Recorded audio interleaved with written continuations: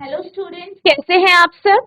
आशा करती हूँ आप अच्छे होंगे और अच्छे से अपनी पढ़ाई कर रहे होंगे। मैं मोनिका रावत आपका स्वागत करती हूँ आईसीटी वर्चुअल क्लासरूम देहरादून में।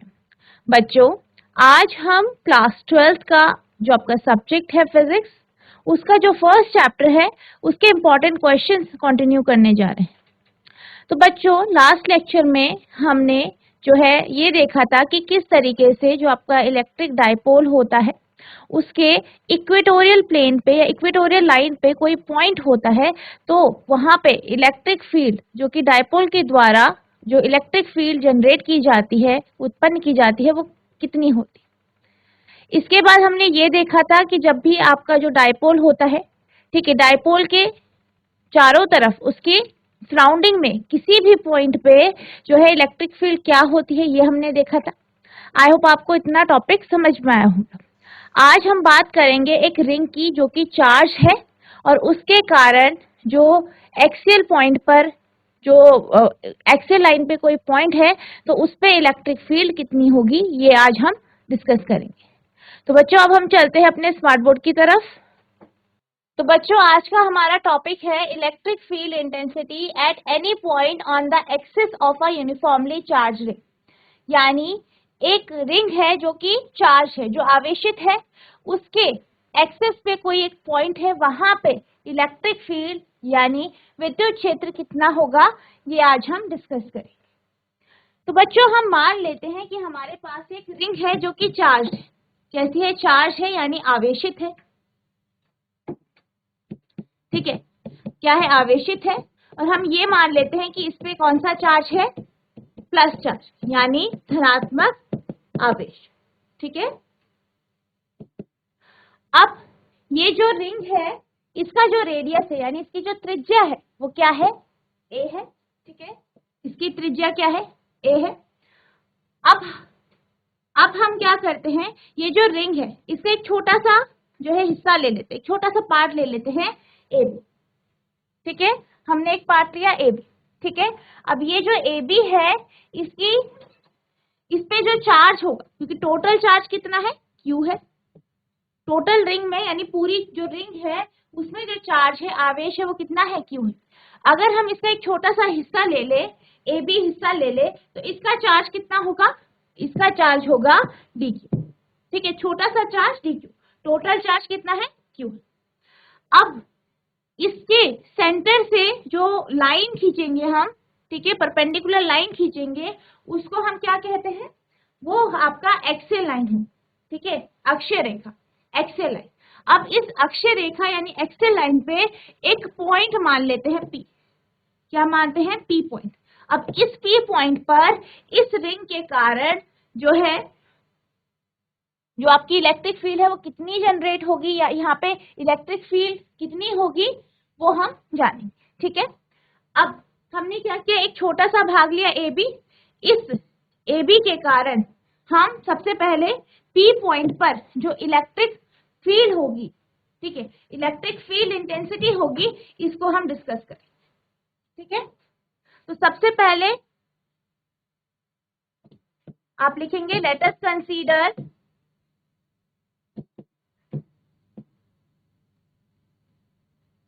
a charged ring of radius a। ठीक है, क्या मानेंगे? एक चार्ज रिंग मानेंगे, एक आवेशित जो है रिंग मानेंगे जिसका रेडियस क्या है? a। तो इसके कारण अगर आप इस रिंग की लंबाई की बात करें यानी लेंथ ऑफ रिंग, ठीक है, तो रिंग की जो लंबाई होगी, किसकी लंबाई? रिंग की लंबाई कितनी होगी? रिंग की लंबाई, इसका पेरीमीटर। ठीक है, तो पेरीमीटर क्या होता है इसका? आप ये जानते हैं कि जो सर्कल होता है, वृत्त होता है, उसका पेरीमीटर क्या होता है? 2 पाई आर, जहाँ पे आर क्या है? उस सर्कल का क्या है? रेडियस है यानी त्रिज्या है। अब इस केस में इसका रेडियस क्या है? ए है। इसकी त्रिज्या क्या है? ए है। तो क्या हो जाएगा? 2 पाई ए। ठीक है, अब हम डी क्यू का मान निकालते हैं। डी क्यू की वैल्यू निकालेंगे। तो अगर हम डी क्यू की बात करें तो डी क्यू क्या है, एक जो है छोटा सा हिस्सा है क्यू, ठीक है, क्यू का एक छोटा सा हिस्सा है, यानी जो चार्ज है उसका एक छोटा सा हिस्सा। तो ये होगा आपका क्यू, क्यू यानी total charge upon 2 pi a ring का पेरीमीटर, ठीक है, इनटू ए बी की लेंथ कितनी बोली थी हमने, डीएल, ठीक है। तो ये आपका डी क्यू का मान आ गया, इसे आप इक्वेशन 1 मान लेंगे, यानी समीकरण 1 मान लेंगे। अब हम बात करते हैं कि जो ए बी है उसके कारण पी पॉइंट पे जो इलेक्ट्रिक फील्ड इंटेंसिटी है वो क्या है, ठीक है, विद्युत क्षेत्र तीव्रता है वो क्या है। अब अगर हम बात करें ए बी की तो इसके ऑपोजिट डायरेक्शन में, इसकी विपरीत दिशा में हम इतनी ही डीएल लंबाई का एक जो है हिस्सा मान लेते हैं, छोटा सा पार्ट मान लेते हैं, इसको हम नाम देते हैं ए डैश बी डैश। अब इसकी भी लंबाई क्या है, डीएल है, इसकी भी लंबाई हम कितनी मान लेते हैं, डीएल मान लेते हैं।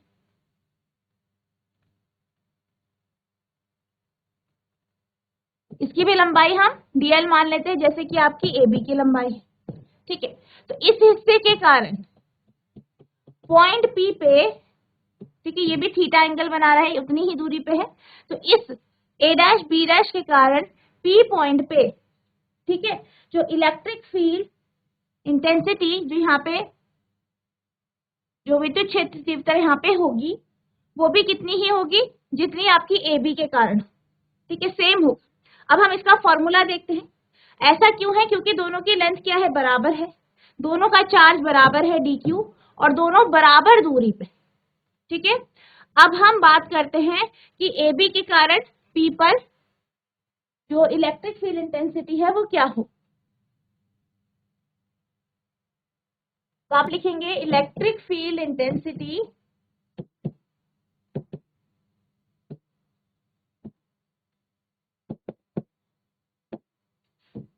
Eight P due to A B,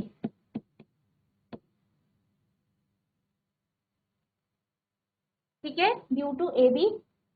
तो इसका फॉर्मूला क्या होता है, जैसे कि हमने पिछले लेक्चर में देखा था।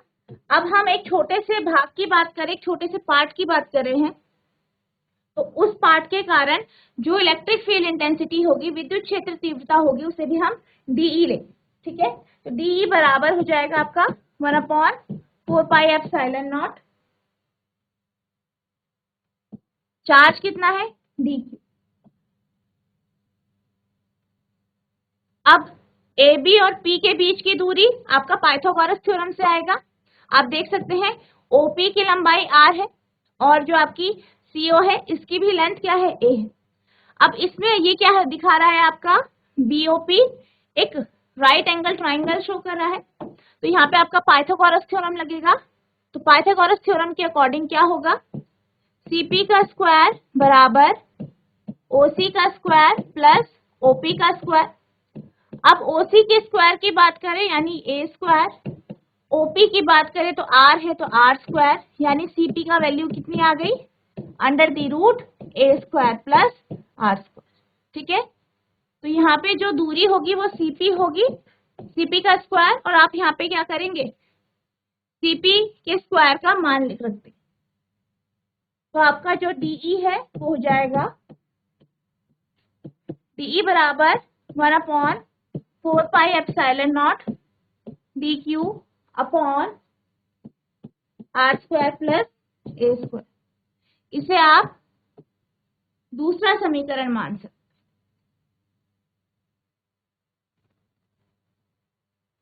ठीक है। अब हमें क्या पता चला, डी की वैल्यू निकली, ठीक है, डी की वैल्यू निकल गई, डी का मान निकल गया, और डी किस दिशा में होगा, इस दिशा में। अब जैसे कि आप यहाँ पे देख सकते हैं कि जो डी है, डी को हम दो कंपोनेंट्स में तोड़ सकते हैं, डीई साइन थीटा जो कि इस दिशा में होगा, पी वाई दिशा में, और दूसरा डीई कॉस थीटा जो कि इस दिशा में, ठीक है। आपको इतना समझ में आया होगा हो। अब हम बात करते हैं ए डैश बी डैश। तो अगर हम ए डैश बी डैश के कारण P पे इलेक्ट्रिक फील्ड कैलकुलेट करें तो इलेक्ट्रिक फील्ड इंटेंसिटी, विद्युत क्षेत्र तीव्रता P बिंदु पर, यानी एट P, किसके कारण, due to A dash B dash. ठीक है, तो कितना होगा, ये भी आपकी, आप DE ले सकते हैं इसे। ठीक है, बराबर 1/4πε0 dq अपॉन, कितनी है जो डिस्टेंस है, आप इसे इसे आप D मान सकते हैं। ठीक है, dp। ठीक है, तो dp का स्क्वायर। अब यहाँ पे जो dp का स्क्वायर है या dp जो है, इसका मान जैसे कि हमने पहले उसमें देखा पाइथागोरस थ्योरम से, इसी तरीके से निकालेंगे। OD की वैल्यू कितनी होगी, A। ठीक है, ये आपका R है, तो आपका जो हाइपोटेनस है पाइथागोरस थ्योरम से, वो जैसे कि हमने अभी करा इसी तरीके से आपका R² प्लस A² आ जाए। ठीक है, यानी CP। अब तो CP का स्क्वायर कितना होगा आपका, R² प्लस A²। इस वैल्यू को आप यहाँ पे रख लेंगे।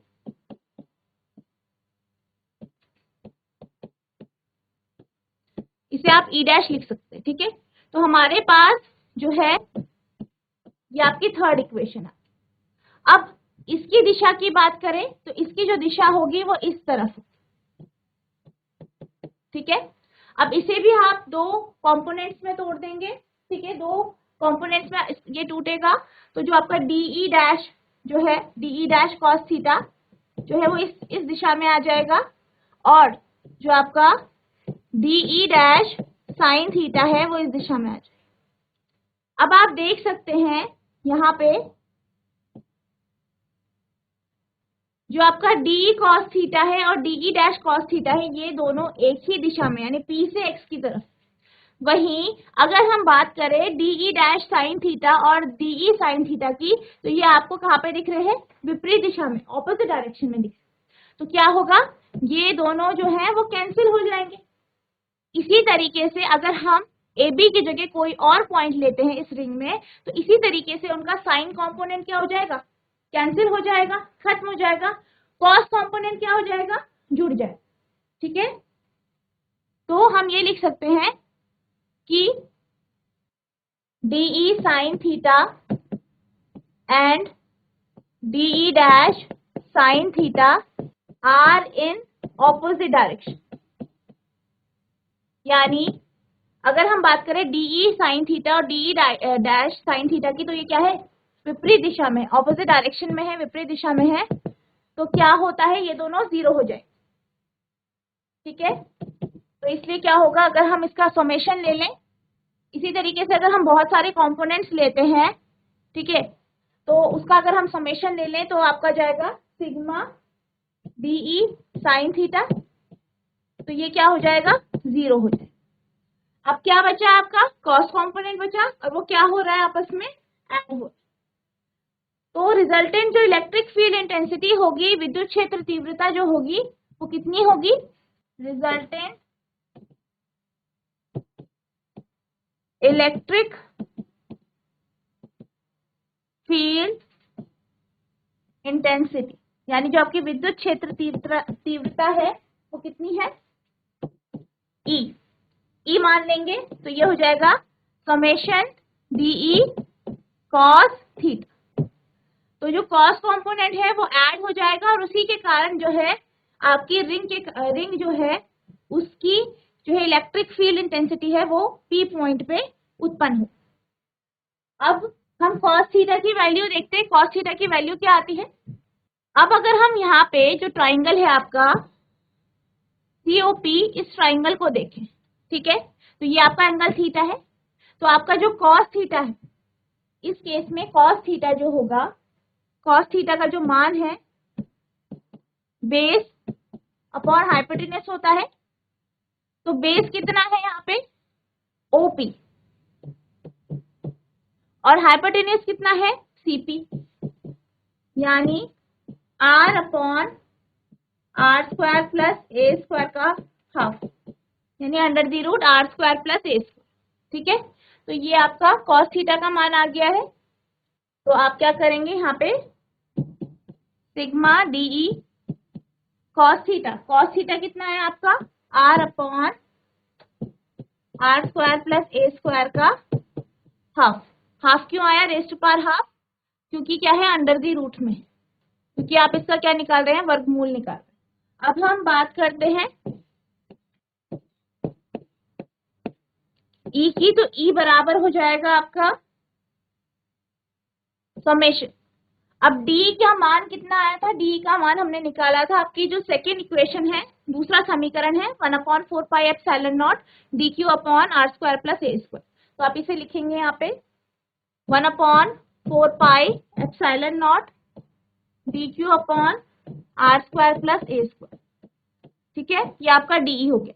और cos थीटा कितना है, R upon R square plus A square का हाफ। ठीक है, अब ये हो जाएगा समेशन 1/4πε0 dq इंटू R। अब नीचे ये दोनों का बेस क्या है, सेम है, तो इनकी पावर क्या हो जाएगी, ऐड हो जाएगी, R square plus A square का होल 1 प्लस हाफ।